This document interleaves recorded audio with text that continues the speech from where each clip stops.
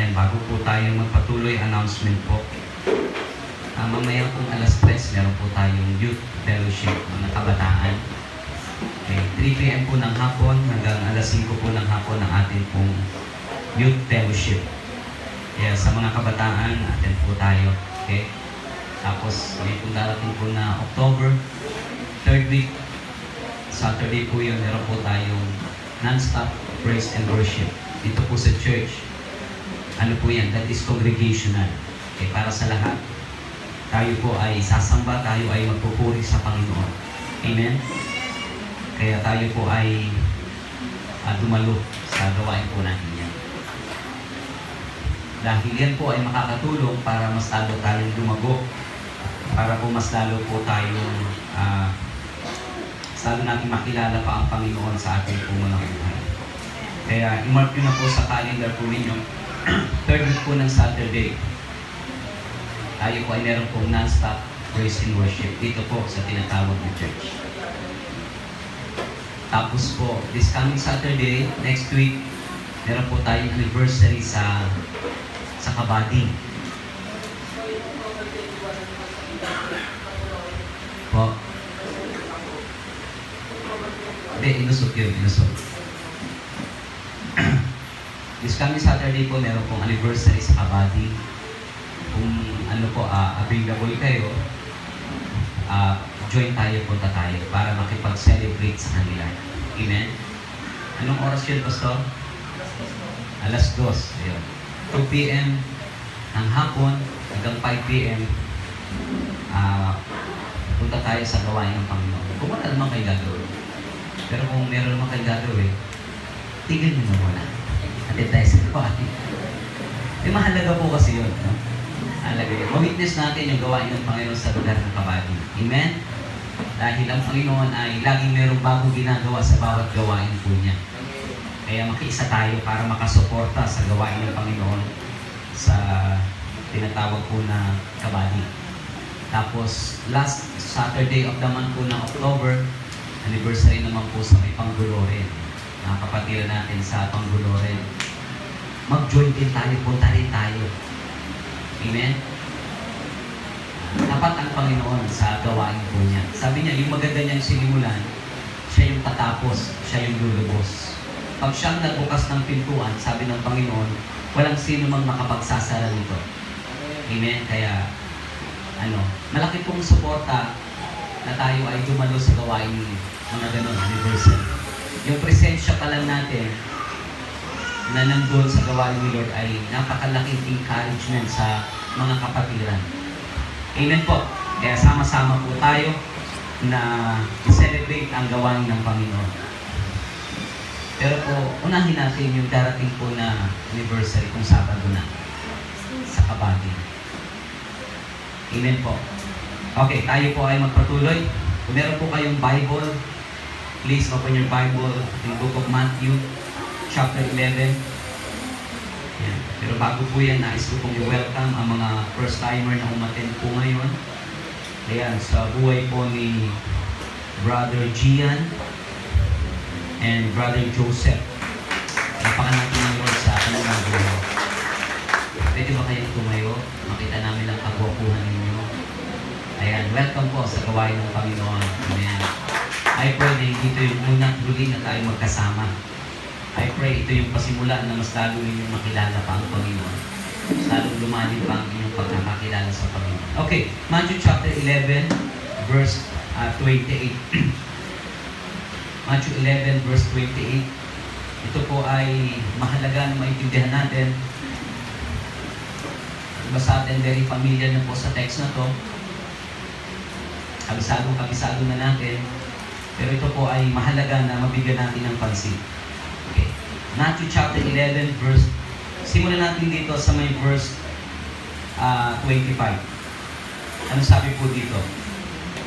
Verse 25. Nang panahong yaon, sinabi ni Jesus, pinasasalamatan kita, Ama, Panginoon ng langit at lupa, sapagkat inilihim mo ang mga bagay na ito sa mga marurunong at matatalino, at inihayag sa mga may kalooban tulad ng sa bata. Oo, Ama, sapagkat gayon ang ikinalulugod mo. 27. Ibinigay na sa akin ng Ama ang lahat ng kapangyarihan. Nakanino po ang lahat ng kapangyarihan? Na kay Jesus, binigay sa kanya ng Ama. Walang nakakakilala sa anak kundi ang Ama, at walang nakakakilala sa Ama kundi ang kanyang anak.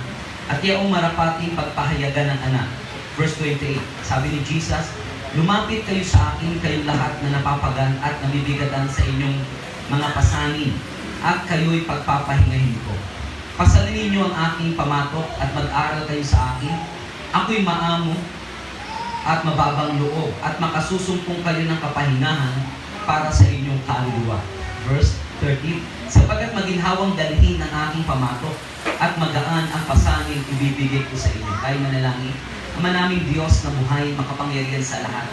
Kami po'y buong pusong nagpupuri at nagpapasalamat sapagkat dinako niyo po ang aming mga buhay sa iglesia nito upang patuloy po na makapakinig at makapag-aral po ng iyong mga salita.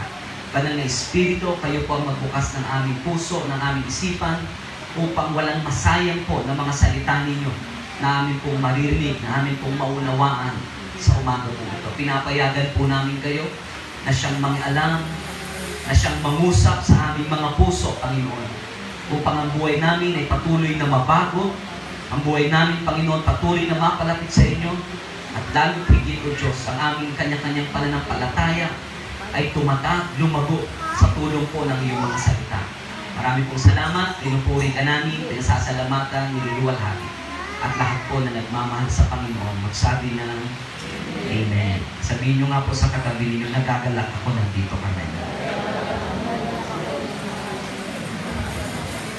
Ngitian nyo po ang inyong katabi. Amen. Tayo ba'y nagagalak nung dito tayo ngayon? Amen. Praise God. Alam niyo po, kung tayo ay nagagalak nandito tayo, mas lalong nagagalak ang Panginoon. Amen. Maligaya ang Diyos sa buhay natin dahil patuloy nating sinusunod ang kanyang salita. Na sabi niya, igalan natin ang araw ng pamamahinga. Now, ito po ay pinamagatang kung do not carry the burden of your people, but carry the burden of God. We talk about burden, mga kabigatan sa buhay. Mahalaga po na maintindihan po natin bilang mga mananampalataya, meron pong tinatawag na burden na nais ng Diyos na matanggap po natin sa ating mga buhay. Okay? Na meron pong kabigatan na galing sa Panginoon. At itong burden na ito, gusto ng Panginoon maunawaan po natin upang tayo po ay makasunod ayon po sa pinakadakilang plano ng Diyos sa buhay po natin. Amen? Kaya nga ang sabi po ng Panginoon sa tinatawag na Matthew chapter 11 verse 28, sabi niya po diyan, lumapit kayo sa akin, kayong lahat na napapagal at nabibigatan sa inyong mga pasanin. Merong tinatawag na pasanin ang bawat mga tao. Naniniwala po ba tayo dyan? Okay. Yung burden, ang meaning po ng tinatawag na burden, something that is carried. Isang bagay na dala-dala natin sa buhay po natin. Or duty or responsibility. Amen? Bawat isa po sa atin, mananampalataya man o hindi mananampalataya, may kanya-kanya po tayong pasanin sa buhay. Tama po ba? Isa na po dyan kung ikaw ay isang pamilyadong tao, yung pamilya mo. Yan yung burden o kabigatan na inatang ng Panginoon sa iyong balikat upang iyong pasanin, upang iyong dalahin. Naintindihan po ba natin? At sa kaharian ng Panginoon, sa gawain ng Panginoon, meron naman po siyang burden o kabigatan na nais po niyang matanggap po natin. Okay? Upang itong kabigatan na ito ay matanggap din po ng mga tao, sa gayon makilala nila na kailangan nila ng tulong ng Diyos para mapangyari po ito. Pastor, ano po ang ibig sabihin po ng tinatawag na burden? Tignan po natin sa 2 Peter chapter 3 verse 9. Ito po yung kabigatan ng Diyos na nasa kanyang puso. Itong burden na ito, na nasa puso ng Panginoon, gusto niya lahat ng tao maligtas. Amen? Ang gusto niya lahat ng tao makapanumbalik sa Kanya. Ang gusto niya lahat ng tao makakilala sa Kanya. Yun yung burden ng Panginoon. Yun po yung kabigatan ng Panginoon. Ano sabi niya? Sa 2 Peter chapter 3, verse 9. Ang Panginoon ay hindi nagpapabaya sa Kanyang mga pangako gaya ng inaakala ng ilan. May mga tao kasi inaakala nila na hindi tinutupad ng Diyos yung pangako niya. Okay? Iniisip ng mga tao na ang tagal na ng pangako ng Diyos, nababalik muli yung kanyang anak, hindi niya natutuparin yun. Pero ano sabi ng salita ng Diyos? Hindi siya nagpapabaya sa kanyang mga pangako. Kapag may pinangako ang Diyos, bagamat nagtatagal yun, tutuparin ng Panginoon. Kasi meron siyang tinatawag na timetable, na iba sa table natin. Iba sa oras natin, iba sa panahon natin. Pero yung mga pinangako ng Diyos, gagawin niya po yun. Tutuparin niya. At dapat natin itong maintindihan, itong burden, kabigatan ng Panginoon sa atin. Ano sabi niya? Hindi pa niya tinutupad ang mga pangako iyon alang-alang sa inyo. Sino po ang nasa isipan at nasa puso ng Diyos po dito? Bakit yung pangako ng Diyos hindi niya pa tinutupad? Tayong mga tao. Kasi tayo po yung burden, kabigatan ng Panginoon. Tayo ang nasa puso ng Panginoon, tayo ang nasa isipan niya. Bakit hindi niya pa tinutupad yung mga pangako niya? Sapagkat binibigyan pa niya ng pagkakataon. Binibigyan niya ng pagkakataon ang lahat ng tao upang makapagsisi at tumalikod sa kasalanan. Bakit po? Sapagkat hindi niya nais na may mapahamak. Okay? Tignan po natin kung gaano po kaganda yung plano ng Diyos sa bawat tao. Ano yung plano ng Diyos sa bawat tao? Ayaw niya ni isa may mapahamak. Ayaw niya ni isa may mapunta sa dagat-dagatang apoy.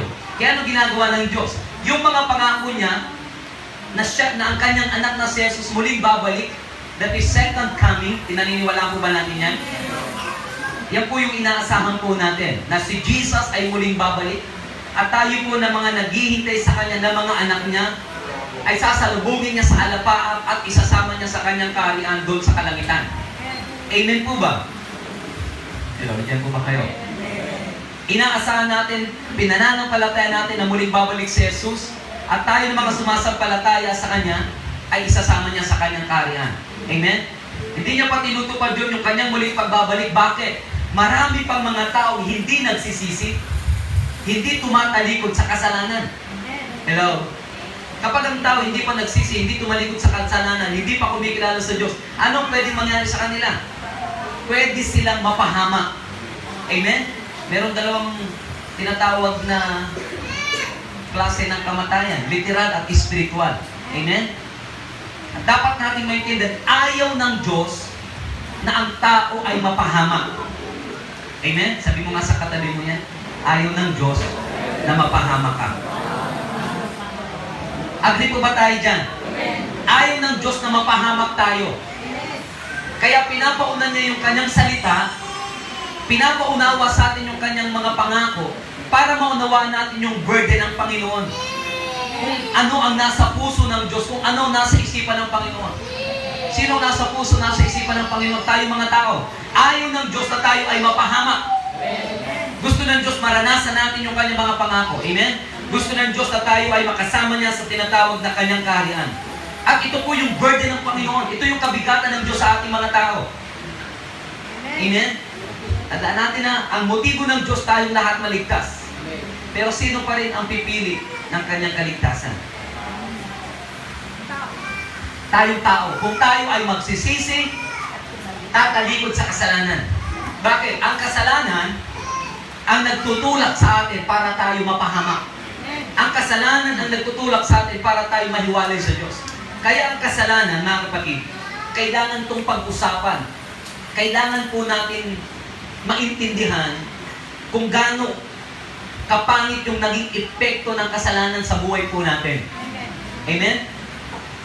Kaya walang magandang naidulot sa atin ang kasalanan. Ang unang naidulot sa atin ang kasalanan, nahiwalay ang tao sa Diyos. Pangalawa, ang tao ay mapapahamak. Hello? Ang pangit ng epekto ng kasalanan sa atin. Pero dahil tayo ay mahal ng Diyos, tayo ay nasa puso ng Panginoon at isa tayo sa kabigatan ng Diyos, kaya yung kanyang mga pangako di niya pa tinutupad. Amen? Bakit? May mga tao kailangan pang magsisi. May mga tao pang kailangan tumalikod sa kasalanan. Amen po ba? Upang ano po, hindi sila mapahamak. Sa halip sila po ay maligtas at tumanggap po ng mga mga pangako ng Panginoon. Hihimay-himayin po natin ito, Matthew chapter 11 verse 28. Ang sabi niya dito sa may NIV, "Come to me, all you who are weary and burdened." Bigyan natin ng emphasize yung weary and burden. Magkaiba po ito. May mga tao na punong-puno ng mga alalahanin sa buhay. At may mga tao na punong-puno ng mga kabigatan sa buhay. Okay? Ang tanong po ngayon, ano po ang mga dahilan bakit tayo nababalisa? Ano po yung mga kadahilanan bakit tayo nabibigatan sa buhay? Hello? At dapat po nating maunawaan po yan. Dahil kapag hindi natin naintindihan yung mga bagay na nagdudulot sa atin ng pagkabalisa, nagbibigay sa atin ng kabigatan sa buhay, mahihirapan po tayong lumapit sa Panginoon. Tandaan po natin na ang pinakang nagbibigay ng kabalisan sa tao, nagpapabigat sa tao, isa lang, kasalanan. Hello? Walang ibang ugat. Walang ibang pinanggagalingan ng pagkabalisa, ng kabigatan, o nagpapabigat, nagpapahirap sa tao, kundi ang kasalanan. Naintindihan po ba natin? Kaya nung nagkasala ang tao, si Adan at si Eva, dun, nakapasok na ang takot, nakapasok ang kasalanan, nakapasok ang kahirapan, at marami pang mga negatibo na pinagdaanan ng tao dahil sa tinatawag na kasalanan. Amen? Kaya yung kasalanan, dapat magamot ito. Amen? Malunasan yung kasalanan. At ang antidote, ang luna sa kasalanan, yung bugtong na anak ng Diyos, si Jesus. Amen? Amen? Hindi natin kayang idin ang kasalanan tayo lang. Kasi meron tayong kahinaan. Ano sabi ng Hebreo? Si Kristo ay itinukso sa lahat ng paraang kasalanang pagtutokso. Hindi siya natukso. Hindi siya nahulog sa pagkakasala. Amen? Tayo, natukso. Kaya tayo nagkasala. Amen po ba? Kaya maintindihan po natin, ang nagbibigay ng pagkabalisa sa tao, ang nagbibigay po ng kabigatan, nagpapahirap sa tao, ay kasalanan. Amen? Naranasan niyo na po ba ito? Kayo ay nagsapatos, tapos sa loob ng sapatos ninyo, merong maliit na, nakalagay na maliit na bato, tapos naapakan mo. Komportable ka ba? Naranasan niyo na ba yan? Kung hindi pa mamaya, pa-experience natin. Hindi ka komportable, di ba? Talagang gagawa ka ng paraan. Ano ba to? Hanggang aalisin mo siya. Ganun po yung kasalanan. Ganun yung kasalanan. Hindi ka nito gagawing peaceful o mapayapa. Laging merong worries, laging merong pag-aalala. Amen? At yung kasalanan, lagi natin tatandaan, sa simula, nakaka-enjoy yan. May kasabihan nga, enjoy now, pay later. Di ba? Parang pag kumain ka sa fast food, dami mong in-order, sarap ng kain mo, pagkatapos, pay later. Hindi naman pwedeng takasan mo yun. Thank you, Jollibee. Naku, habulin ka ng guard. Di ba? Enjoy now, pay later. Yun ang kasalanan. Lahat ng kasalanan, nakaka-enjoy. Masarap, masaya. Nagdudulot sa atin ng pleasure. Nasa-satisfied tayo. Amen? Pero pagkatapos nun, merong tinatawag na consequence. Ano ang naging bunga ng kasalanan sa tao? Kamatayan. Amen? Kaya dapat po nating maintindihan yung burden ng Panginoon sa ating mga buhay. Ano po yung kabigatan ng Diyos na nais niyang ipasa sa atin, matanggap natin ito, maunawaan natin ito, sa gayon tayo po ay makapamuhay sa ibabaw ng mundong ito na may kapayapaan,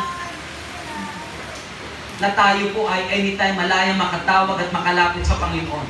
Number one, maintindihan po natin yung word po na come, paglapit sa Panginoon. Amen? Piliin po natin na lumapit sa Panginoon bago natin ilapit ang ibang tao. Kapag pinili natin lumapit sa Panginoon, merong magandang mangyayari sa buhay natin. Naniniwala po ba tayo dyan? Kapag pinili mong lumapit sa Panginoon, na may pusong marunong magpakumbaba, may maganda siyang gagawin sa buhay natin. Kaya nga sabi ni Lord, ang lunas sa mga alalahanin, sa mga nagpapabigat sa buhay natin, ay ang paglapit sa Panginoon. Kaya ang ugat ng pag-aalala, ang ugat ng kabigatan sa buhay, nagpapahirap sa buhay, kasalanan. Amen? Hello? Kaya hindi natin pwedeng baliwalain yung kasalanan. Pastor, maliit lang naman to. White lies lang to. Kahit white lies yan o maliit mang kasalanan yan, kasalanan pa rin yan. Amen po ba? Kaya ang lunas, matuto tayong lumapit sa Panginoon. Bakit? Sabi ng Panginoon sa aklat ng Isaiah, tingnan nga po natin yun, chapter 1. Ano sabi niya sa aklat ng Isaiah? Chapter 1, verse 18. Ganito po yung kalagayan nating mga tao na mga makasalanan sa harapan ng Diyos. Sabi niya, hali kayo. Okay, sabi niya, hali kayo at magliwanagan tayo. Pag sinabi magliwanagan, mag-usap tayo. Naniniwala ba kayo walang problemang hindi nasusolusyonan kapag pinag-uusapan? Pag may problema, hindi dapat dinidinay na walang problema. Dapat pinag-uusapan. Hello? Ano sabi ng Panginoon? Hali kayo. Isang invitation. Ano sabi ni Jesus sa Matthew 11:28? Lumapit kayo. Nakita niyo po, pareho-pareho. Anong gusto ng Diyos? Mag-usap tayo. Gaano man karami ang inyong kasalanan, handa akong ipatawad ang lahat ng iyan. Kahit na kayo'y maruming-marumi sa kasalanan, kayo'y magiging busilak sa kaputian. Ano po ang tinatawag na gustong ipakilala ng Diyos sa atin dito? Siya'y handang magpatawad. Sabi ko nga sa katabi mo, handa ang Diyos magpatawad.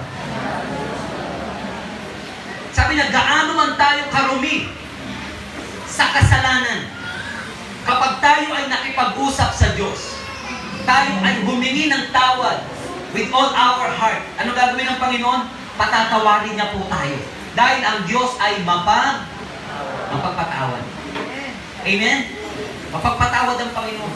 Kaya gaano man tayo karumi sa kasalanan, ang solusyon, lumapit tayo sa Panginoon. Amen? Kasi hindi natin magagawang ilapit ang mga tao, mga makasalanan sa Panginoon kung tayo ay hindi marunong lumapit sa Panginoon. Amen? Kaya sabi ng Panginoon, gaano man kayong karumi, kaya ko kayong patawarin. Kaya ko kayong linisin. Amen? Ano lang dapat natin gawin? Makipag-usap sa Panginoon. Aminin talaga natin. Kasi pag hindi natin kayang aminin yung nagawa natin kasalanan, hindi natin kayang i-confess sa harapan ng Panginoon, hindi tayo totoong malaya sa kasalanan na yun. Amen? Kailangan mo talagang sabihin, Panginoon, patawad po. Inaamin ko po nagkasala. At doon palang magsisimula na ikaw ay lalaya sa kasalanan. Bakit? Doon lamang po tayo matutulungan ng Panginoon para po tayo malinis, para tayo mapatawad sa ating pong mga kasalanan. Amen? Sabi ng tinatawag na Romans, walang matuwid, wala kahit isa. Lahat tayo naging makasalanan. Pero ang totoong mga anak ng Diyos, sabi ng 1 John, hindi dapat nagpapatuloy sa pagkakasala. Amen? Tayo ba'y anak na ng Diyos? Bilang mga anak ng Diyos, mula ngayon, dapat hindi na tayo nagpapatuloy na ano po, na gumawa ng tinatawag po na kasalanan. Amen? Kaya piliin po natin lumapit sa Panginoon upang yung mga alalahanin sa buhay, yung mga nagpapabigat sa buhay natin, ang gagawin ng Panginoon, kukunin niya yun. Amen? Magkakaroon ng tinatawag na exchange. Ano bang mga negatibong nangyari sa buhay natin? Kapag tayo marunong lumapit sa Panginoon, marunong tayong tumawag sa Kanya, marunong tayong makipag-usap sa Kanya, marunong tayong magpakumbaba sa Panginoon.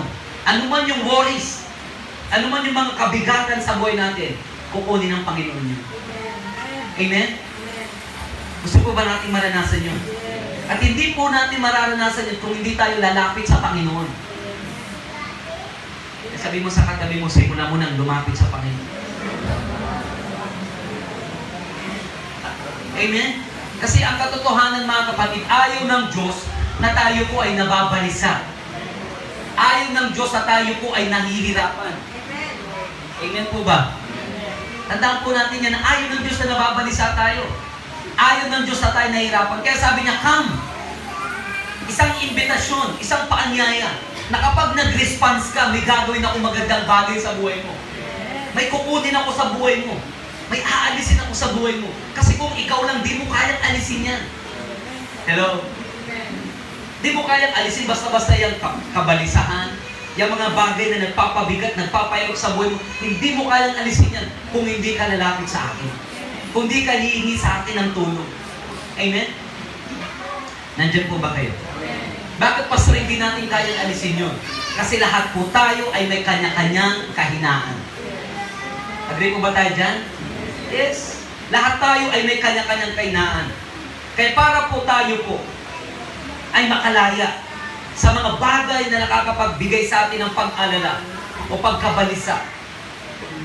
Nagpapabigat sa buhay natin, nagpapahirap sa buhay natin, tulad ng kasalanan. Ang unang solusyon, lumapit tayo sa Panginoon Jesus. Amen? Piliin po natin na lumapit sa Panginoon bago natin mailapit ang ibang tao. Amen? Marami pong tao ngayon pulong-pulo ng kabalisahan. Amen? Maraming nagpapahirap, nagpapabigat sa buhay nila. At isa na dito yung kasalanan. Amen po ba? At sino ang makakatulong sa kanilang buhay? Sino ang kailangan nila? Ang Panginoon, si Jesus. Siya po yung antidote sa lahat ng mga worry, sa lahat ng mga burden na mga pinagdadaanan po ng tao. Amen? Kaya yung salitang come ay napaka-powerful po niya. Isang response mo lang sa Panginoon.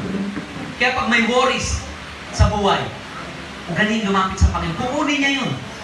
Papalitan niya ng kapayapaan. Amen? Pag meron tayong kakulangan, financially, lumapit tayo sa Panginoon. Kukunin niya yung kakulangan, papalitan niya ng biyaya, pagpapala. Amen? Kaya sabi ng Panginoon, lumapit kayo sa akin. Amen? Kayong lahat na napapagal, nabibigatan sa inyong mga pasanin. Pastor, wala naman ako mga alalahanin, wala akong mga pasanin. Hindi po totoo yan. Lahat ng tao may mga kabigatan. Lahat ng tao may mga alalahanin. Kahit nga ako bilang pastor, amen, may alalahanin. May mga kabigatan sa buhay. Pero naunawaan ko na merong Diyos na nag-aanyaya, na lumapit ako sa Kanya.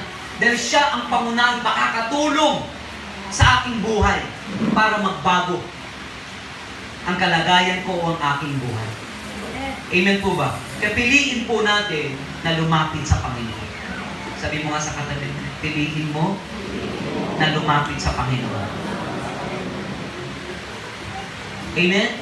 Lalong-lalo na po kapag mga magaganda na ang nangyayari sa buhay natin. Kasi pag magaganda na nangyayari sa buhay natin, nakakalimot na tayo. We take it for granted. Diba? Ang isang Kristiyano, pagka sobrang pagsubok, sobrang kakulangan, sobrang mga negatibo, sobrang lapit kay Lord. Diba? Naranasan niyo na ba yan? Kung hindi pa, I pray maranasan niyo. At imposible na hindi nito maranasan. Mararanasan nito. Kasi darating tayo dun sa point na para bang wala ka nang magawa, kundi umasa at magtiwala na lang sa Panginoon. Kaya mananalangin ka, kaya magtitiwala ka sa Panginoon. At doon natin makikita na ang Diyos, Siya na yung gumagawa, hindi na tayo. Siya na yung kumikilos. Amen? At doon natin napapatunayan na buhay talaga yung Panginoon na kinikilala ka. Amen po ba? Kaya kung nais natin mawit ang kapangyarihan ng Diyos sa atin pong mga buhay, ang kadakilaan ng Diyos sa buhay natin, ugaliin mo po lumapit sa Panginoon. Amen? Hindi lang sa panahon na may mga alalahanin. Hindi lang sa mga panahon na may kabigatan tayo sa buhay. Amen? Kaya nga ang tanong po dito, ano ang kabigatan natin sa buhay? Ano ang mga kabigatan natin sa buhay? Maaaring problema, pangangailangan, maaaring sakit. Pero pinakang ugat niyan kung bakit may kabigatan, kasalanan. Kaya kailangan yung kasalanan madil. Amen? Masolusyonan yung kasalanan. Sino ang pinadala ng Diyos para masolusyonan ang kasalanan? si Jesus. Amen? At ang ginawa niyang lunas para yung kasalanan ay mawakasan, matuldukan. Ang kanyang anak na si Jesus namatay at napako sa krus sa ikapagpapatawad sa lahat ng kasalanan. Kaya tuwing titignan natin ang Panginoong Jesus, siya ang ating pag-asa. Siya ang lunas sa lahat ng mga kasalanan na di natin kayang mabitawan, na hindi natin kayang matalikuran. Kaya ugaliin, lumapit sa ating Panginoon. Amen? Ugaliin, lumapit sa Panginoon. Dahil doon po natin mawi-witness na buhay ang Panginoon sa ating pong mga buhay. Number 2, gusto tayong bigyan ng Panginoon ng tunay na kapahingahan. Hello? Ito po yung unang-unang benepisyo ng paglapit sa Panginoon. Merong tinatawag po na rest. Merong tunay na kapahingahan sa piling ng Panginoon. Bakit po? Ang ating pong isipan ay punong-puno po ng kabalisahan sa buhay. Amen? E tuwing tayo nalapit sa Panginoon, ang gusto niyang ibigay kay Mark, rest, kapahingahan. Tuwing tayo nalapit sa Panginoon, gusto niya tayong makapagpahinga. Amen? Hindi literal na pahinga sa physical, kundi sa ating isipan. Amen? Kasi ang kaluluwa natin, binubuo ng tatlong bahagi yan. Amen? Katawan, kaluluwa, at espiritu. Ito katawan natin. Ang kaluluwa natin, binubuo ng tatlong bahagi. Mind, will, and emotion. Dito sa mind natin, ang dami pumapasok. Iba't iba. Positibo, negatibo. Amen? Mga alalahanin. Dito ang battle sa isipan. Kaya itong isipan natin, kailangan makatanggap to ng peace. Makatanggap to ng rest. At makakatanggap lang siya ng kapahingahan kapag siya po ay totoong nakalapit sa Panginoon. Sino po ang magandang halimbawa po dito? Si Mary. Nung dumating yung panahon na in-invite nila si Jesus sa bahay nila, si Mary ay naupo sa paanan ng Panginoong Yesus at nakikinig sa tinuturo ng Panginoon. Kaya tuwing tayo lumalapit sa Panginoon, dapat ugaliin natin maupo sa paanan niya at makinig sa kanyang sinasabi. Dahil sa kanyang salita, tatanggap tayo ng rest. Dapat yung mga pangakot salita ni Lord na dumarating sa buhay natin, yun po yung nagbibigay sa atin ng rest. Hello? Nakakatanggap tayo ng security. Nakakatanggap tayo ng peace pag dumadating yung salita ng Panginoon sa buhay natin. Bakit? Ano sabi ng salita ng Diyos? Hindi lamang sa tinapay na bubuhay ang tao, kundi sa bawat salitang namumutawi sa bibig ng Diyos. Kaya kapag may salita ka ng Diyos, merong benepisyo, may rest, may kapahingahan. Na alam mo, Lord, ikaw ang in charge. Na alam mo, Lord, ikaw ay hindi magpapabaya sa buhay namin. Bakit? Meron siyang word sa buhay mo. Meron siyang salita na pinadala po sa iyong buhay. Amen? Ayaw ni Lord na tayo po ay manatili sa lugar na punong-puno ng alalahanin sa buhay. Kabalisahan sa buhay. Kaya ang sabi ni Lord, come! Come!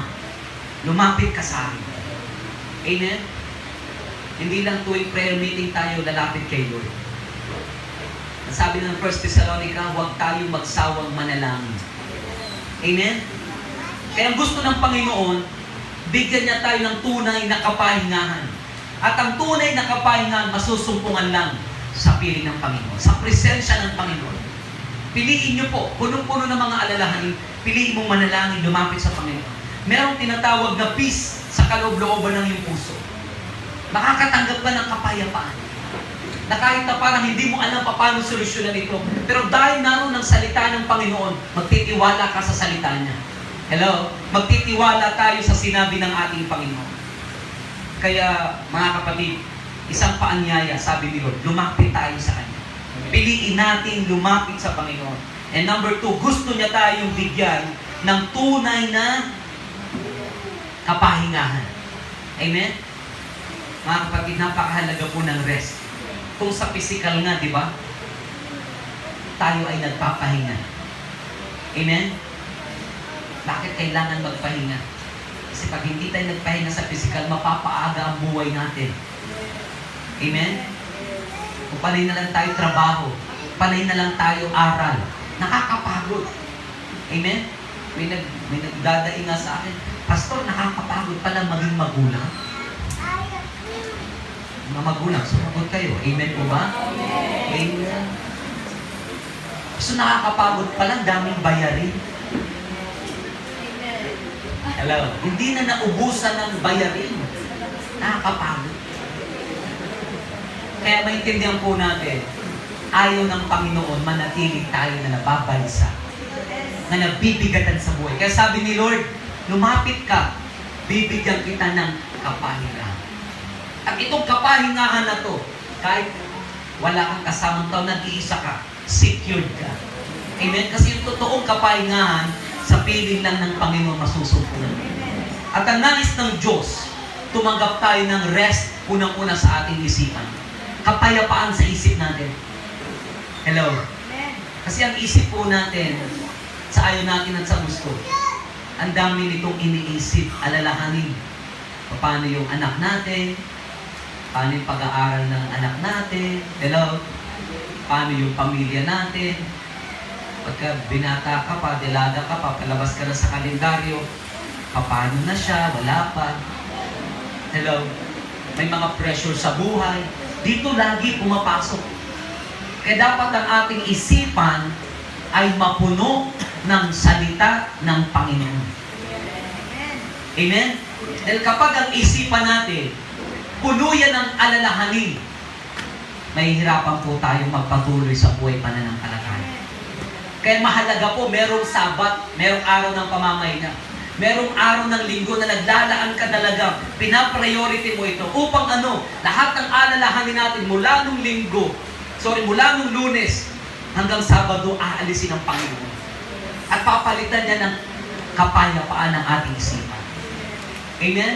Kaya pag araw po ng linggo, araw ng pamamahinga, dapat ito yung araw na lagi kang available. Amen? Kung sa trabaho nga, di tayo nalilate, di ba? Sana pag araw ng linggo, di rin tayo nalilate. Bakit? Pag nalate sa trabaho, ano kaya pwedeng mangyari? May kaltas. Paano kaya yung blessing ni Lord sa atin, kaltasan niya rin dahil lagi tayong late? Pero hindi naman gagawin ni Lord yun. Anak, late ka kanina ha? Kakaltasan ko yung blessing mo. Pero, what if gawin kaya ni Lord? Di ba? Hindi, ang point kasi po mga kapatid, mga anak na tayo ng Diyos. Amen? Hindi na tayo mga, sabi kasi ng kasabihan, Pilipino tayo talaga. Tayo ay anak na ng Diyos. Kaya dapat ginagalan natin ang oras na para sa Panginoon. Amen? Kasi pag trabaho nga, alas 5 pa lang, gising na tayo eh. So pinapatamaan yata. Hindi. Dinidiretsa. Para matuto. Niligoy-ligoy pa. Doon din naman pupunta. Pastor, may pamilya kami pa. May pamilya din ako. Pastor, may maliit pa. May maliit din ako.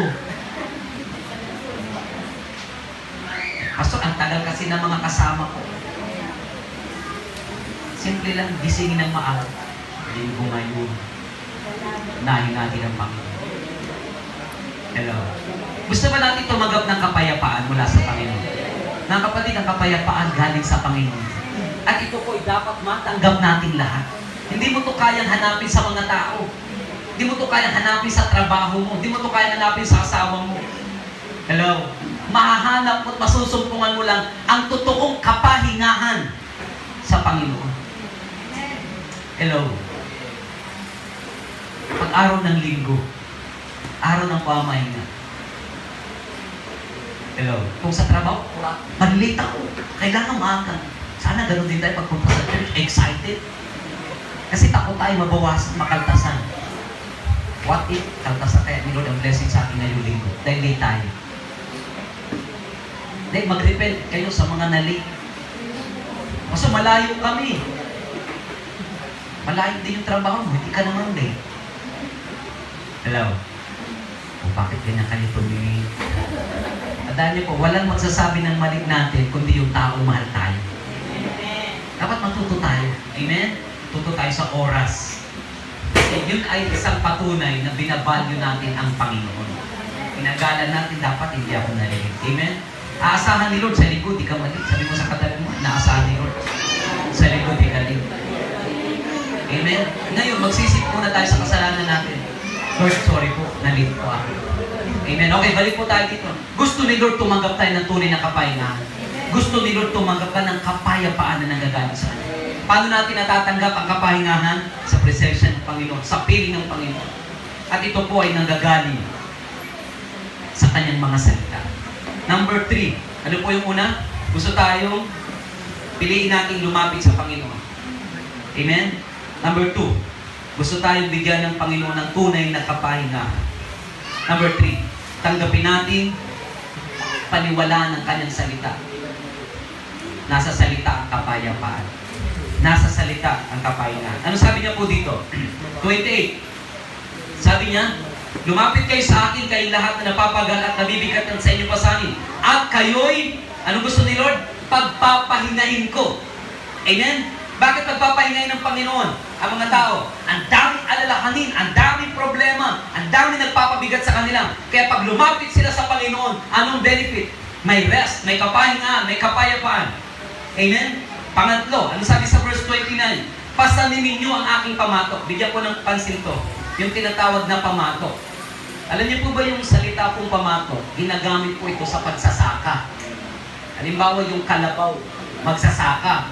Ilalagay siya sa batok ng kalabaw para po, alam niyo ba yung paragos, lagayan ng palay? Bakit nilalagyan ng pamatok?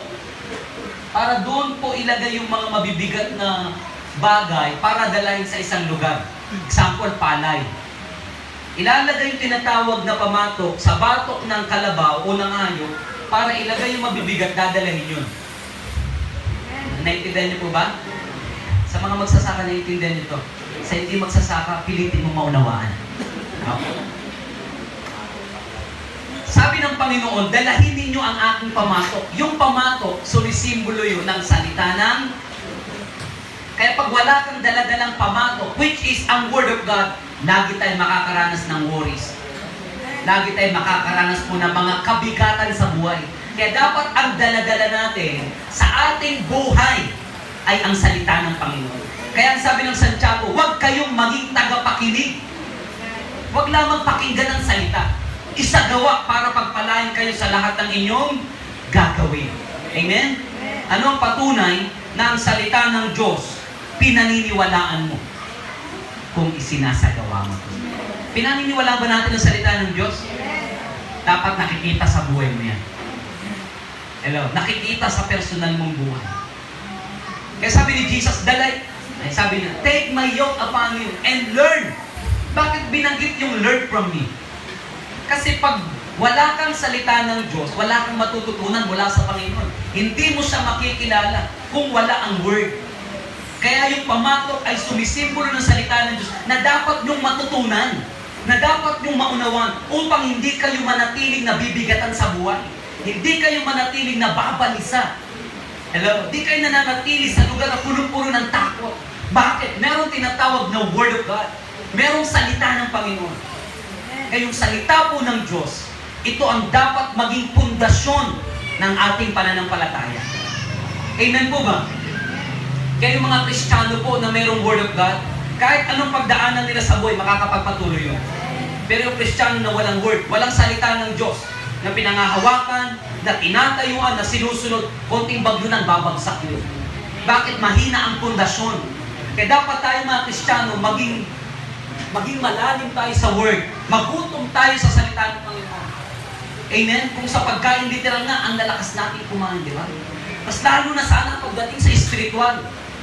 Amen? Kaso maraming mga Kristiyano, hindi pa nangangalati ang pastor, tingin na ng tingin sa oras. Tagal ni pastor. Tagal ni pastor. Bakit pagka Netflix ang pinapanood natin, hindi tayo nakatingin lagi sa oras? Hello? Hindi pa tumatatapos? Walang, di ba? Paghawak natin ng cellphone. Tagal ko naman mag-Facebook. Hello? Pero pagka Word of God na pinakikigan, parang inip na inip ang mga Kristiyano. Sabi mo sa katabi, hindi ikaw yun.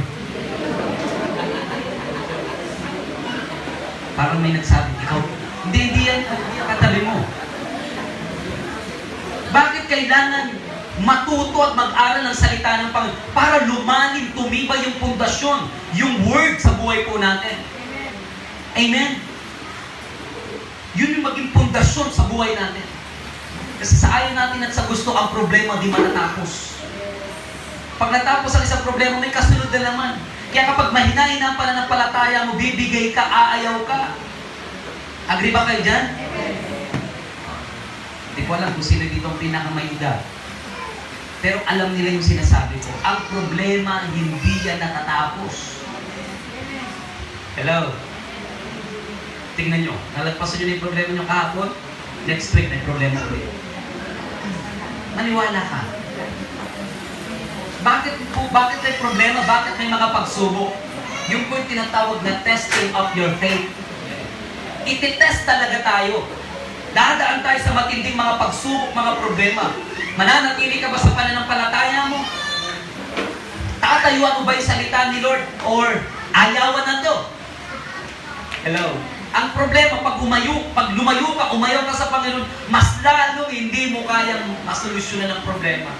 Mas lalong magkakandaloko-loko, magkakandasira ang buhay natin. Kaya kahit anong problema, kahit anong pagsubok, huwag tayong lumayo sa Panginoon. Amen? Kasi maniwala ka, yung problema mo, matatapos din yan.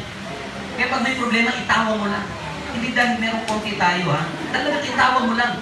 Dahil sabi naman ng magalak kayo kapag dumadanas kayo ng pagsubok. Magtuturo ba yan? Yes. Bakit sinasabi ng Panginoon yun, magalak pag may pagsubok? Dahil matatapos din yan. Sa ayaw mo sa gusto. Kahit isip-isipin mo yan, oras-oras, araw-araw, matatapos din yan. Ikaw lang ang lugi, ikaw lang, na-depress ka lang, karoon ka lang ng anxiety, kasi kakaisip mo. Ang magandang bulay-bulayan, ang magandang isip-isipin, yung pangakong salita ng Panginoon. Yun ang lagi mong bulay-bulayan. Amen. Ako po bilang pastor, pag ako nadi-discourage, binabalikan ko yung mga himala ng Diyos na nagsisimula ako. Lumalakas na naman ako. Hello? Example, magandang halimbawa ko sa pananalapi. Naranasan nyo na bang magkulang sa pananalapi? Naranasan nyo na bang nanalangin kayo, nag-provide ang Panginoon? O yung balikan nyo yun, lalakas ulit kayo.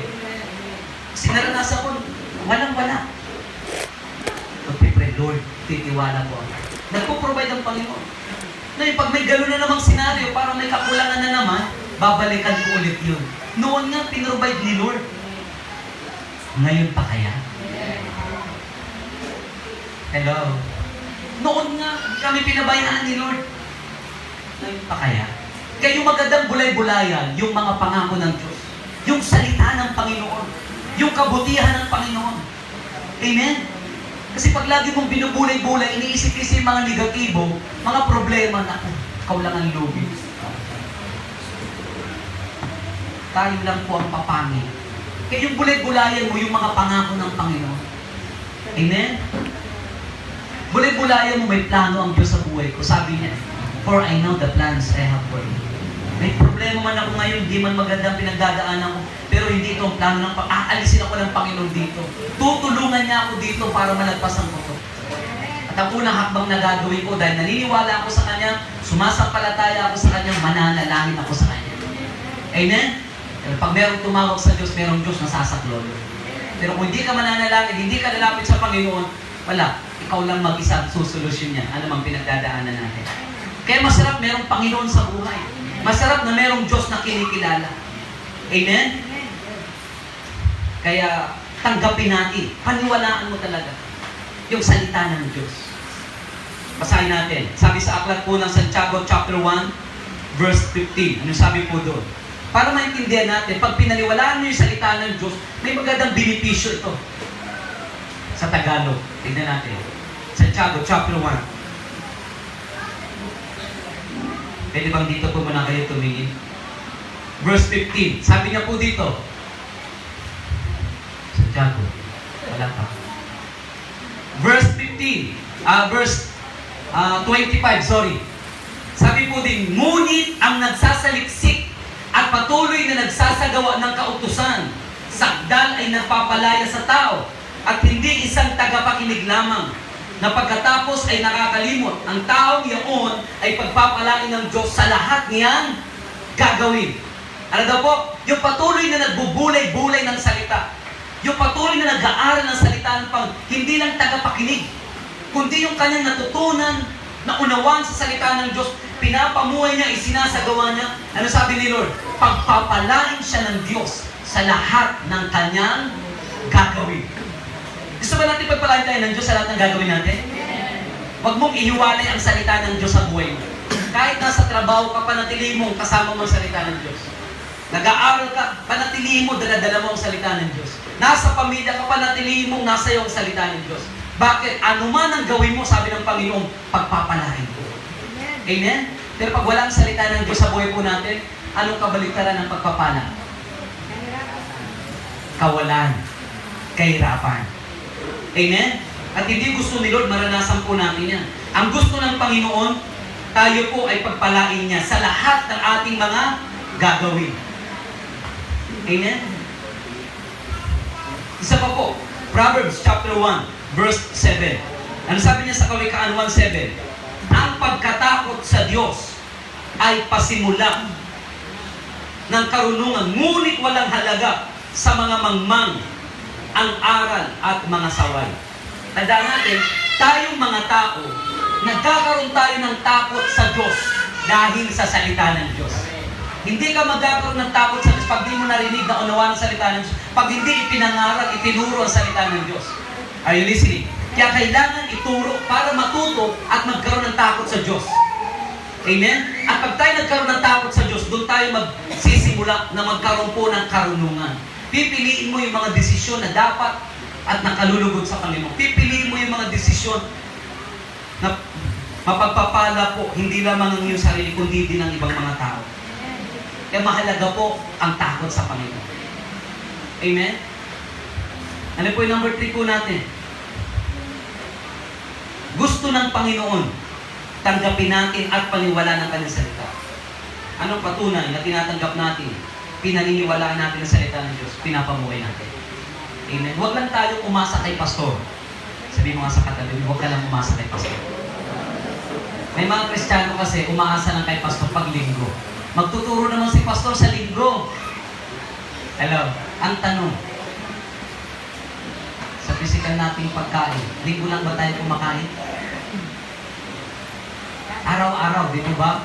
Kung sa physical na araw-araw tayo kumakain, paano kung ang espiritu mo linggo lang kakain?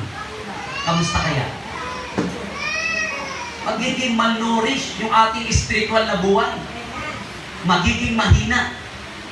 Kaya ano sabi ng Bible? Meditate the word day and night. Bulay-bulayan. Aralin ang salita. Pastor, hindi ko kasi maunawaan ang salita. Hindi po totoo yun. Hindi natin maunawaan kasi ayaw natin unawain. Hello? Kasi may banal na espiritu ng Diyos na magpapaunawa. Pag binasa mo talaga ang word, inaral mo ang word, may Holy Spirit na magpapaunawa niyan. Hello? Imposible hindi mo maunawaan yan. Lalo na gusto mong makilala ang Diyos. Lalo na gusto mong masunod ang kalooban ng Panginoon. Ipapaunawa niya sa iyo ang kanyang mga salita. Amen? Kaya yung salita ng Diyos may benepisyo. Pag pinamuhay natin, nilakaran natin, sinunod natin ang salita ng Diyos, sabi niya sa Santiago, pagpapalain tayo sa lahat ng ating gagawin. Sabi sa Proverbs chapter 1, ang pagkatakot sa Diyos, pasimula ng karunungan. Kaya pag tayo po ay may takot sa Diyos sa lahat ng ating mga gagawin, tumpak tuyo. Hindi tayo basta-basta magkakamali. Amen? Balik tayo sa Matthew 11. Ano sabi ni Lord? Pasanin ninyo ang aking pamato at mag-aral kayo sa akin. Parang ang layo, pamatok, tapos dinugtong niya yung learn from me. Kasi gusto ni Lord, huwag maihiwalay sa buhay natin yung salita niya. Kaya nga sabi ni Jesus, ang pagkain ko'y tuparin ang kalooban ng nagsugod sa akin. It means, laging kasama ng Panginoon ang salita. Pinapamuhay niya ang salita. Lumalakad siya sa salita ng Panginoon. At ganoon din po sa atin pong mga buhay. Amen po. Next. Tandaan po natin. Pang-apat, hindi mahirap lapitan ng Panginoon. Sabi mo nga sa katabi mo, hindi mahirap lapitan ng Panginoon. Agree po ba tayo dyan? Wala pong Walang tinatawag na tamang formula ng paglapit sa Panginoon. Ang kailangan sa paglapit sa Panginoon, number one, marunong kang magpakumbaba sa Diyos. Matutong magsisi, humingi ng tawad sa Panginoon. Yun yung unang-unang dapat natin maunawaan. At anuman ang ilapit mo sa Panginoon mula sa loob ng iyong puso na may kalakip na paniniwala, igagawad ng Diyos. Ano man ang ating kailangan. Amen? And of course, dapat kilala mo kung sino ang Diyos na tinatawagan mo.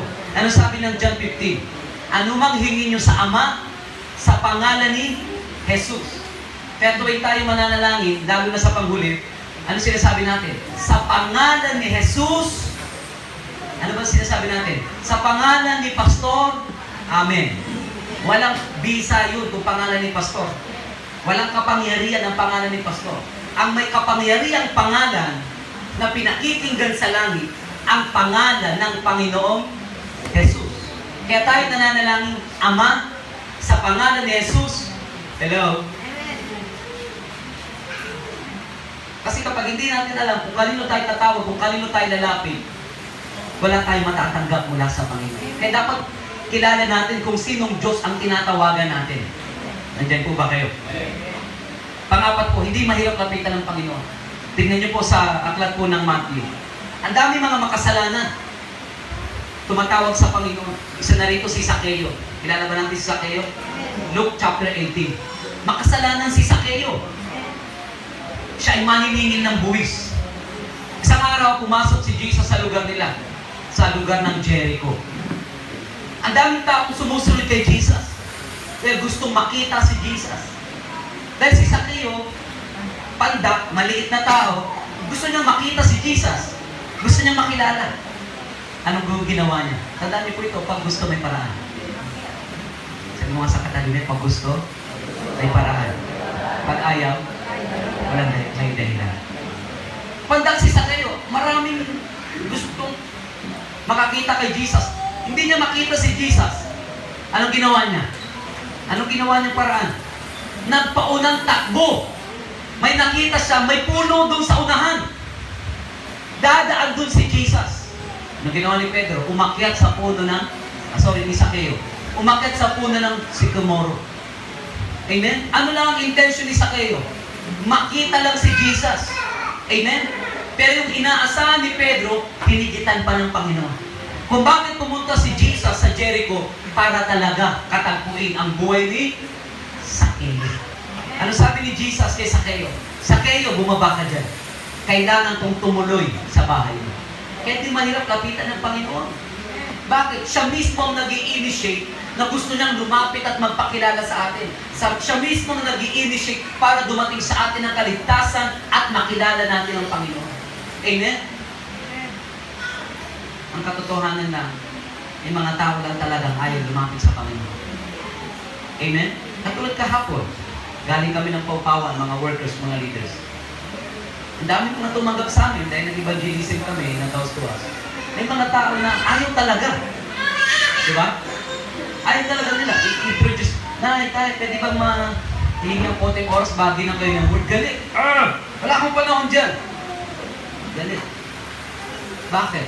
Hindi lahat ng tao gustong lumapit sa Panginoon. Pero sa ayaw nila at sa gusto, darating ang araw, lalapit sila sa Panginoon. Anong lesson ko nito? Hindi mahirap lapitan ng Panginoon. Alisin natin sa isipan natin.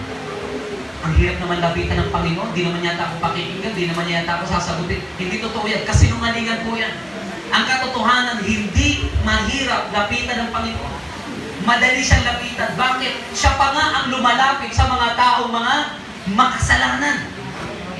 Hello? Siya pa ang nagpapakilala sa mga taong makasalanan. Kaya di natin pwede idahilan, Pastor, makasalanan ako. Marami akong pagkakasala kayo, may hirapan ako lumapit sa Panginoon. Hindi totoo yan. Kapag marunong ka magsisi, tumalikod sa kasalanan mo, magagawa mo makalapit sa Panginoon.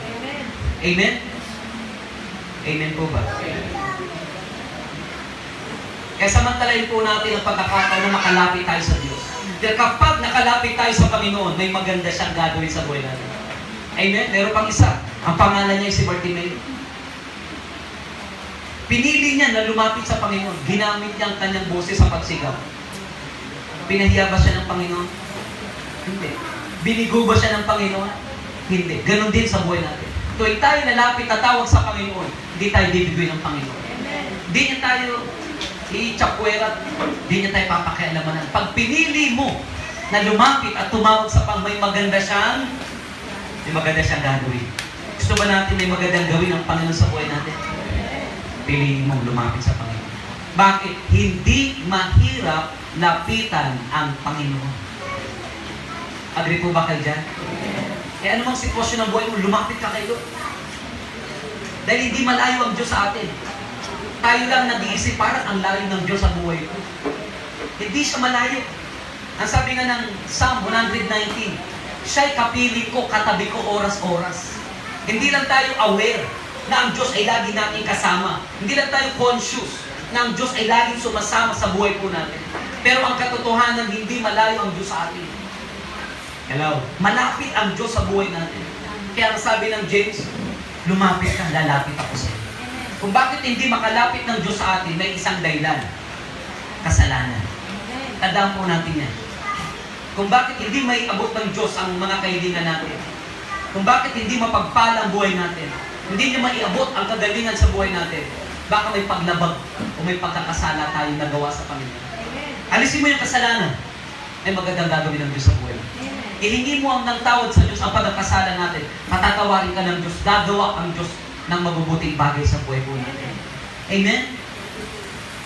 Nandiyan po ba kayo?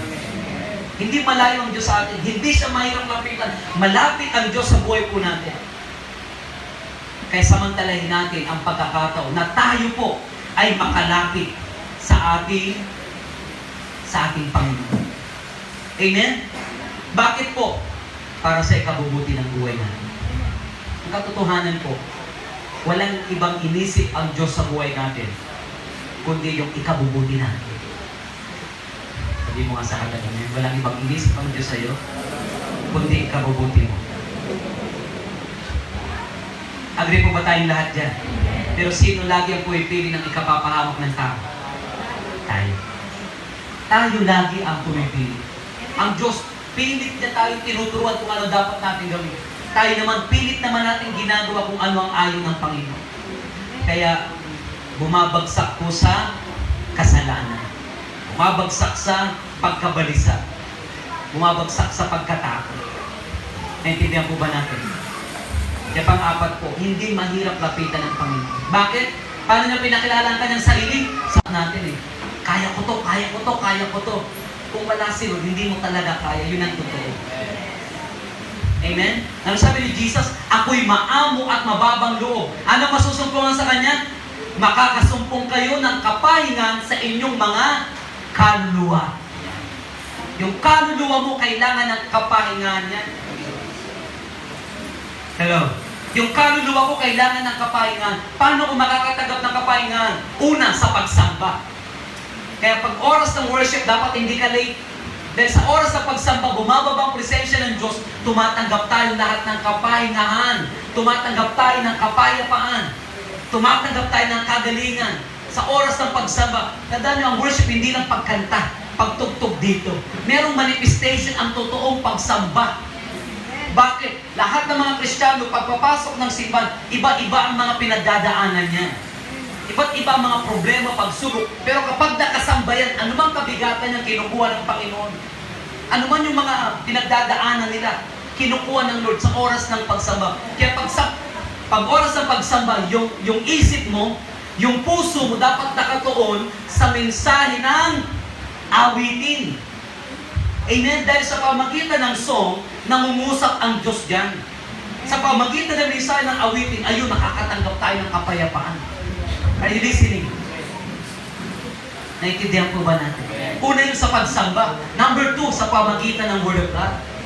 Nakakatanggap ng kapahingan ng ating kaluluwa. Ano po yung kaluluwa natin? Binubuo ng 3 bahagi. Mind, will, and emotion. Okay? Unang-una yung mind. Ang nagpapagalaw sa buo nating pagkatao ang ating utak, isip. Kaya kapag ang isip mo depressed, ang daming worries ang ikikilos mo. lutang ka rin. May aabutin ka, wala namang aabutin. Depressed. Iiyak ka na lang sa isang tabi. Bakit? Kakaisip ng mga problema. Maybe, dinadaya tayo ng diablo na, failure ka. Hello? Kaya, yun yung nagiging reaction niya. Nagiging response niya sa kung ano ang laman ng kanyang pag-iisip. Hello? Mind, will. Pag ang isip natin puno ng word, ang bawat desisyon natin, gagawin natin lagi tama. Amen? Ito po yung regalong binigay ng Diyos sa atin. May kalayaan tayong mag-desisyon. Mamili ng tama o mali.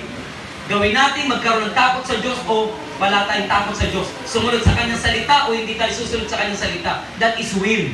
Meron tayong freedom to choose. Mag-church ba ako? Hindi ako mag-church. Amen? Hello? Kaya may kalayaan, gamitin mo yung will na yan para po mas lalo tayong mapalapit sa ating Panginoon. Mas lalo po natin mapatatag ang ating pananampalataya sa Kanya. Amen po ba? Kaya sabi niya, siya'y maamo at mababang loob. Eh di siya mahirap kapitan. Amen? Hindi siya mahirap kapitan. Hindi siya mahirap kausapin.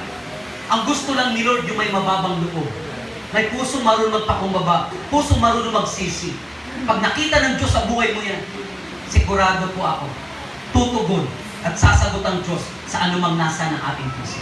Amen? Kaya sabi ng Isaiah, hindi siya bini upang hindi marinig ang ating panalangin. Hindi siya bulag para di makita ang ating kalagayan. Ngunit ang kasalanan mo nagiging dahilan, sabi ng Bible. Kaya hindi marinig ng Diyos ang panalangin mo at hindi maiabot ng Diyos ang iyong mga kahilingan. Kaya ang isipan natin, piliin natin malagyan at mapuno ng Word of God.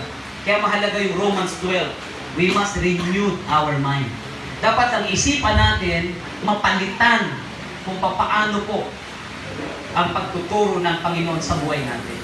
Kaya nasabi po ng Pilipos, ang isip nyo ituon nyo sa mga bagay na panglangit, mga bagay na totoo, mga bagay na kapuri-puri. Hello? Nandiyan po ba kayo? Yung isip, mahalaga po ito. Kasi kung paano ka mag-isip, yun ka. Kung pala'y kasalanan iniisip natin, yun ka. Hello? Pero kung iniisip mo may takot ka sa Diyos, dapat hindi mawaglit ang Diyos sa isipan natin. Amen po ba? Kahit nasaan na, nasa trabaho, dapat lagi lang dyan sa isipan natin ang Panginoon. Kasi pag nawala na ang Panginoon sa isipan natin, wala na tayong gagawin tama. Maniwala po tayo. Lahat na nagagawin natin, puro pang sarili. At mga bagay po na hindi nakalulugod sa Panginoon. Ulitin ko po pang-apat, hindi mahirap kapitan ng Diyos. Inuulit-ulit ko yan dahil darating yung araw, makakaranas kayo na parang ang layo ng Panginoon sa buhay. Hello? Pero tandaan niyo po, kapag pakiramdam niyo parang walang ginagawa ang Diyos at tahimik ang Panginoon, doon na siya may bagong ginagawa sa buhay natin. Amen? Di ba po mga nanay, pag ang anak niyo lalo maliit na nanahimik, matakot ka na. Bakit? Baka mamaya kinakain na yung tsinelas. Tulad kagabi, anak namin. Masap kami ng asawa ko. Lalaro lang yung si Sabi. Bakit ang tahimik ni Sabi? Naku, kinakain na pala yung bill ng kuryente. Matakot ka na. Ganon din ang Panginoon. Pag pakiramdam natin na parang tahimik siya, wala siyang ginagawa. Akala mo lang yun, pero may ginagawa ng Panginoon sa buhay natin. Amen? Hello? Relate ba kayo doon mga nanay? Hallelujah. Panglima po, may katiyakan na makakasumpong tayo ng tunay na kapahingahan. May katiyakan. Mahalaga po ito. Kaya kapag pagod na tayo sa buhay, pagod na sa trabaho, sa pamilya, pagod na sa mga responsibilidad, dapat alam mo kung kanino makakasumpong ng tunay na kapahingahan. Amen? Kanino po? Sa Panginoon. Hello? Alam niyo po, pag ang isip na pagod, susuko niya na, titigil niya na ang lahat. Tandaan niyo, pag ang isip pagod, kahit matulog ka, pag isip mo, pagod ka pa rin. Parang ayaw niyong maniwala. Totoo po yun. Pag ang tao depressed, kahit matulog yan, paggising niya depressed pa rin. Bakit? Wala siyang rest sa kanyang soul, sa kanyang kaluluwa. Walang peace sa kanyang kaluluwa. Are you listening? Eh paggising niya, iiyak na naman. Paggising niya, iisipin na naman niya kung ano yung mga negatibo, mga problema. Kaya mga kapatid, matutunan po natin to. Lalo na po ang mundo kinagagalawan natin. Ang daming dahilan para ma-stress, ma-depress. Diba? Makita mo lang katrabaho mo. Hindi ko alam kung sino yun. Pero the Lord in person na yun. Minsan yung mga ka-workplace natin nakaka-stress. Sabi ng iba, mga toxic. Hello? Ang dami dahilan para ma-stress, diba? Social media pa lang. Taas na naman ang kilo ng gasolina, bigas, ako po, Panginoon ko. Mas maraming dahilan para tumanggap tayo ng kapayapaan sa Panginoon. Kaya piliin natin, Lord, pagod na po ang isip ko, Panginoon, sa kakaisip sa mga bagay-bagay. Hello? Kailangan ko po ng tunay na kapahingahan. Amen? Pag natanggap mo yung tunay na kapahingahan, masasabi mo, salamat po, Panginoon, nasumpungan kita. Amen? Ako po bilang personal na karanasan, dumating sa buhay ko na sabi ko, kapagod yung buhay. Hindi ko alam kung dumating na kayo sa point nito. Kapagod yung buhay. Ano paikot-ikot lang. Trabaho, gigising, trabaho. Paikot-ikot lang. Eh, ganito na lang ba yung meaning ng buhay? Alam, ganito na lang ba? Sabi ko talaga sa sarili ko, pagod na ako. Hello? Lord, ano bang dapat kong gawin? Buti na lang. Dumating ang Panginoon sa buhay ko. Hindi ko alam gagawin ko dati. Hindi pa ako pasok. Wala. Hanggang sinuko ko totally mo. Lord, bahala ka na sa buhay ko. Kayo na po ang masunod, Panginoon. Kaya kung talagang totoong gusto natin tumanggap ng kapahingahan, yung total surrender sa Panginoon ang kailangan. Suko mo talaga. Lord, hindi ko alam kung ano mangyari bukas sa pamilya ko, sa sarili ko, sa ministry. Pero sinusuko ko to sa iyo, Panginoon, bahala ka. Tsaka doon, ibubuhos ng Panginoon yung kapahingahan. Ibubuhos ng Panginoon yung kapayapaan na hindi mo mahanap sa mundo. Amen? Pero pag naranasan mo yung kapayapaan, kasunod na dyan, contentment, kasunod na dyan, yung joy. Hello, kahit mag-isa ka lang, masaya ka.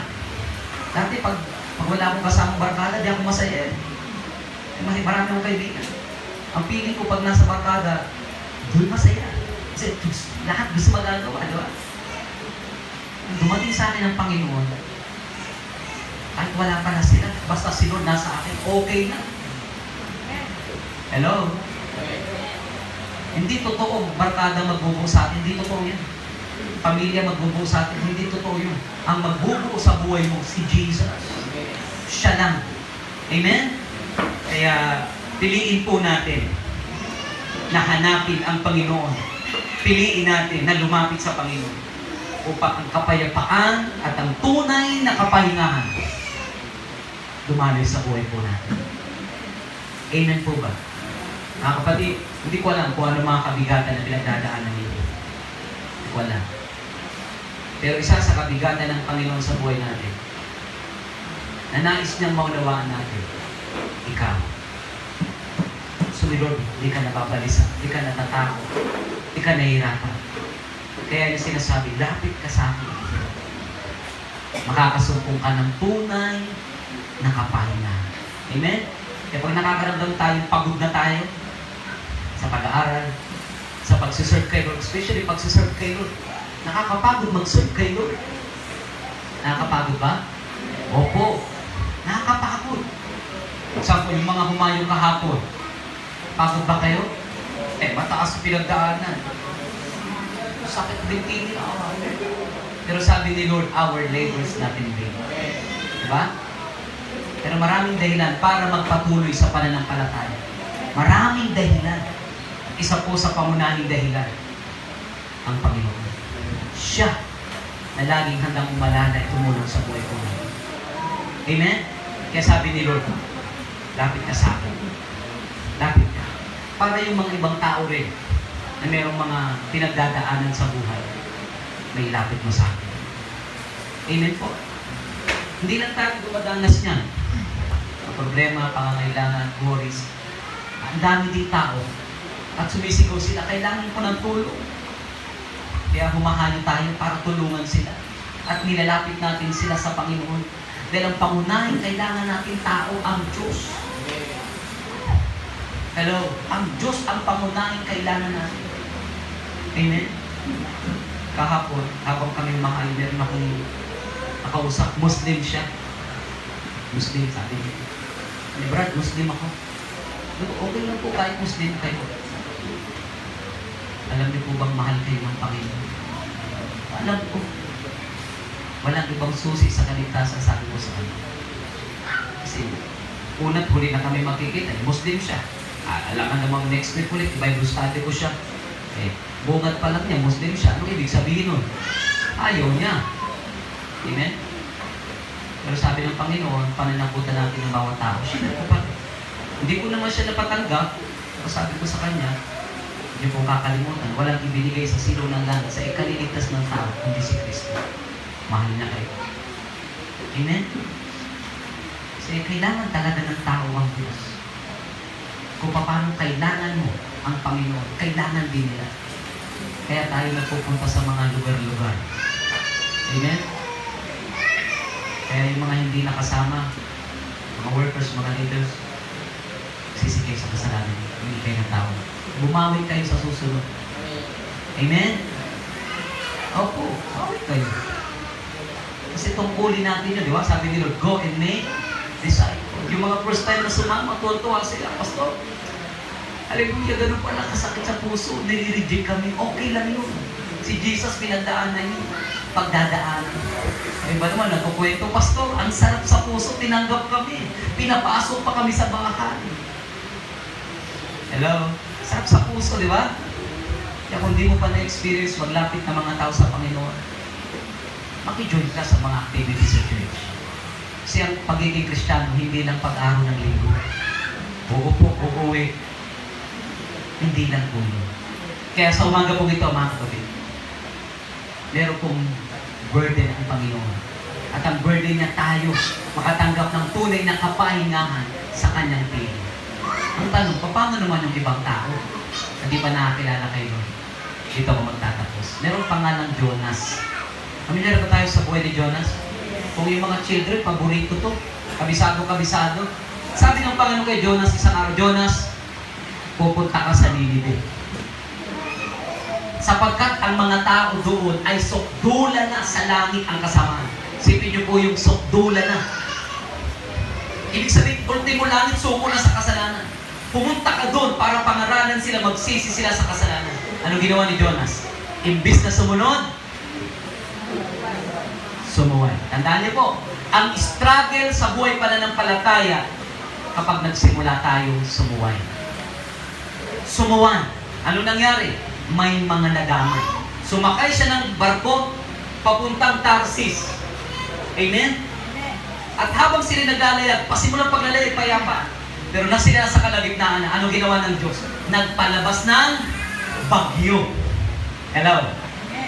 At ang mga tripulante, kapitan, mga kasama sa barko, natakot sila. Bakit? Sa lakas ng bagyo. Usap-usap sila. Sino ang dahilan? Bakit may bagyo? Hindi naman natin nakita ito sa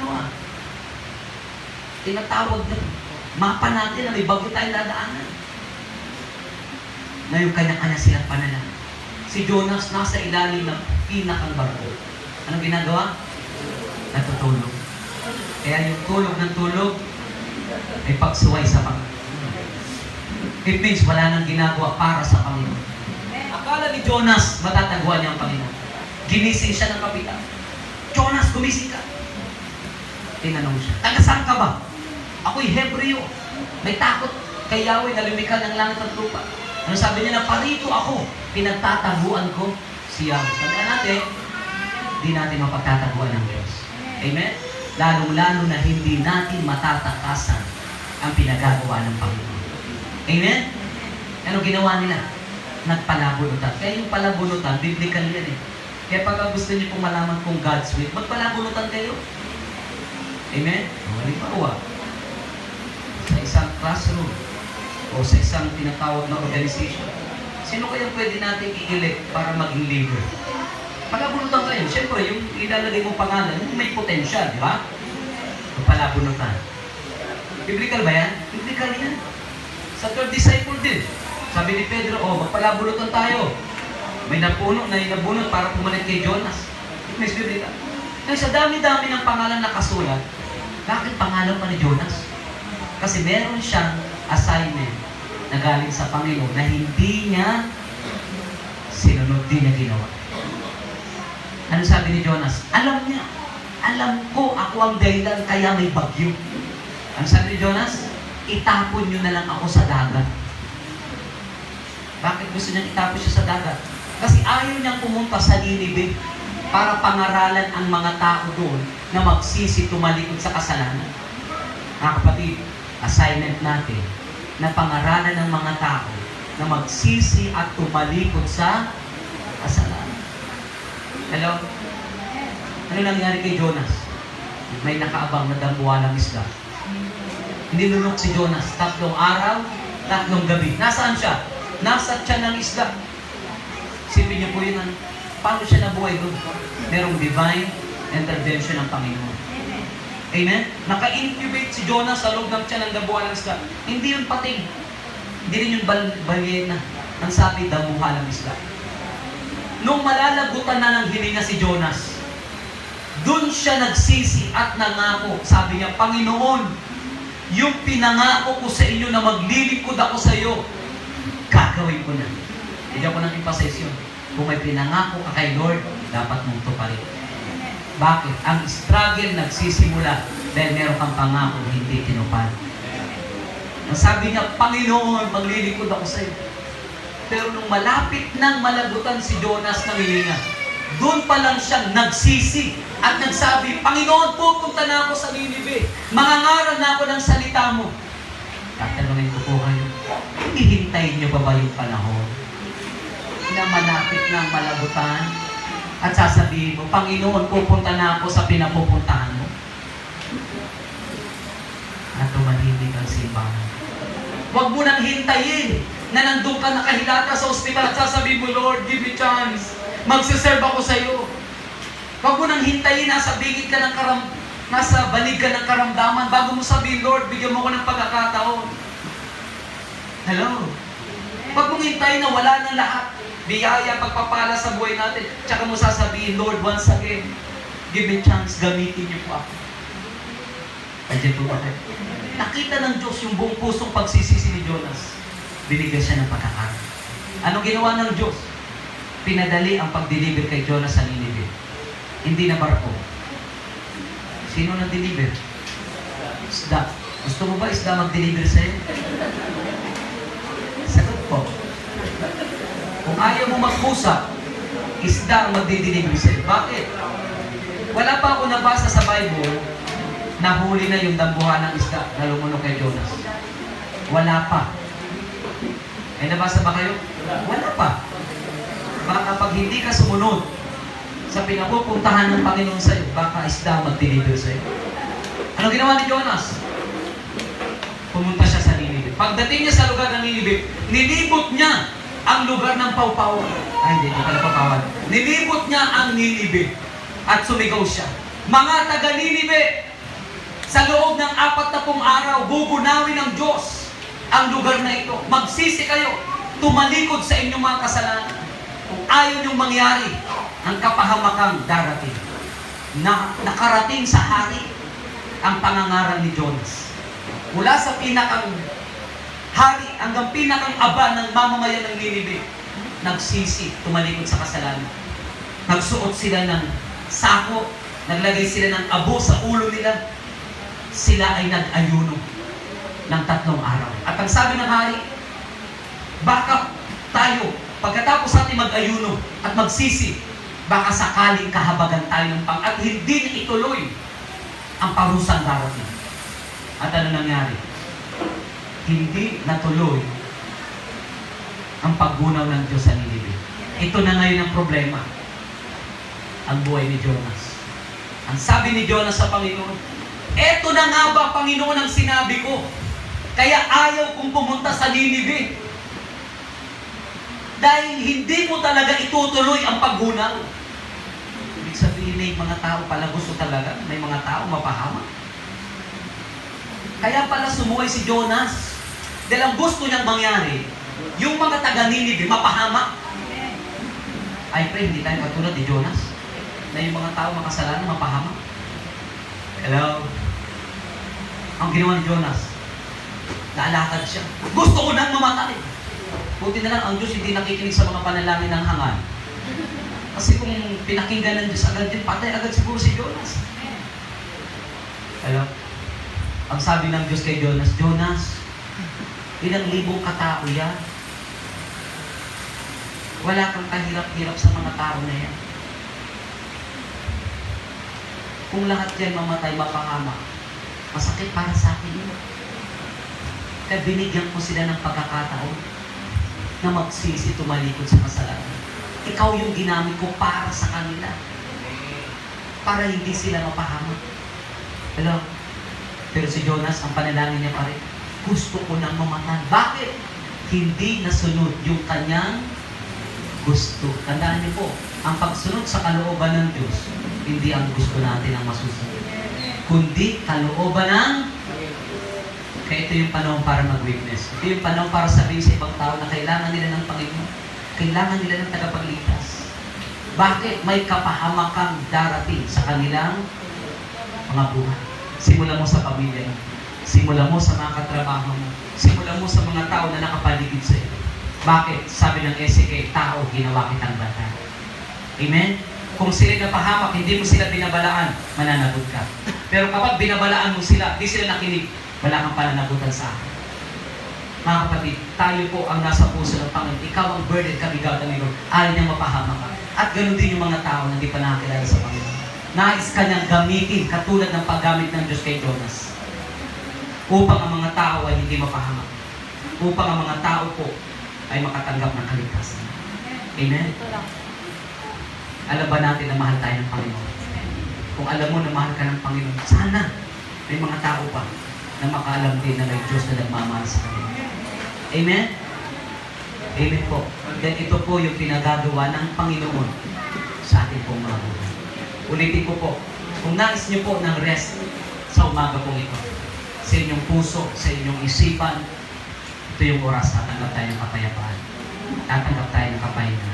Kaya pag oras ng pagsamba, worship ka kay Lord.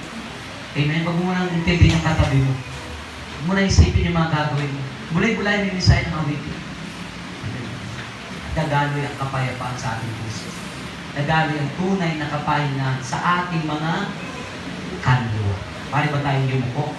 Pare ba tayong manalangin? Give you praise, O God. Give you glory. Give you the highest praise. Mga kapatid, mari ba tayong lumapit sa Panginoon sa umagang ito? Mari ba tayong nakipag-usap sa Panginoon? Kung meron tayong mga nagagawang pagkakasala, sabi ng Panginoon, gano'n man tayo